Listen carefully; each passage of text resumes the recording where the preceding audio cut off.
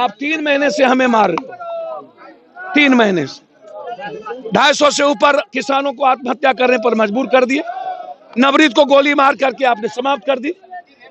लाल किला में आपने साजिश रच करके गोली चला दिया और उल्टे ही आप हमको दुश्मन बना दिए, आतंकवादी बना दिए, उन्मादी बना दिए, हर चीजों को आपने कर दिया।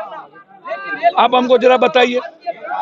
मैं आपको बहुत क्लियर कहना चाह रहा हूं कि आप एमएसपी कानून वापस लेने के बजाय आप आतंकवादी मार रहे हो, लाठी चला रहे हो, गोली खा रहे हो, खिला रहे हो और आप दुश्मन पैदा कर दिए पूरे देश में और हर घर की इकोनॉमी को कोलैप्स कर दिया, जीडीपी नाश हो गई और अब पेट्रोल डीजल की कीमत इतनी महंगाई कर दी कि पूरे भारत के किसान और आम आदमी की जिंदगी तबाह हो गई।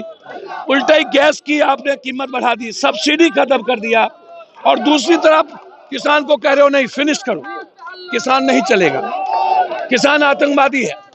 पाकिस्तान और चीन के बॉर्डर पर अब आतंकवादी कोई नहीं है, भारत में किसान आतंकवादी है।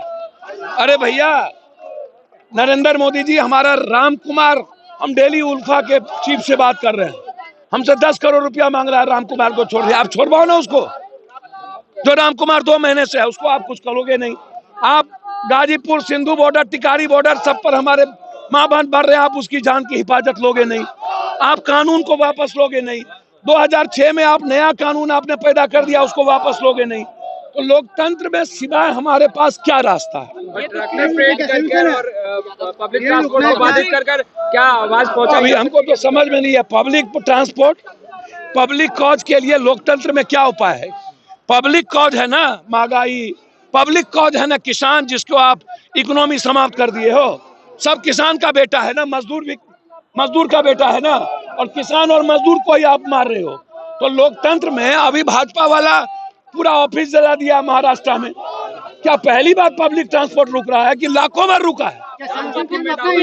अभी आप कृषि कानून के खिलाफ है, लगले में खाद की सब्सिडी भी सरकार खत्म कर रही है, कितना व्यापक रूप लेगा यह आपका? सर आपको पता ही है, गवर्नर हाउस मार्च, भारत बंद में पप्पू यादव, बीजेपी ऑफिस में लाठी खाए पप्पू यादव, इसके पहले रोड जाम था पप्पू यादव, और फिर पूरा भारत के किसानों के साथ जब जब वो नारा देगा तब तब आम आदमी को जब जब ये मारेगी सरकार, महंगाई करेगी, जब जब रसोई को महिलाओं पर जुल्म करेगा तब तब हम गोली खाने को और मरने को तैयार हैं।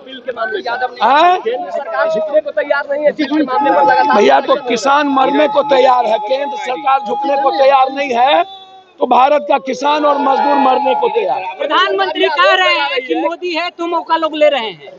सर मुझे तो समझ में नहीं आता है, जिन्हें देश के किसानों का दर्द का पता नहीं, जिन्हें जो देश को बांटता हो, जो देश अदानी अंबानी जुबर कर गूगल के अलावा दूसरी कोई बात न करता हो, उसको आप बताओगे ना हमको?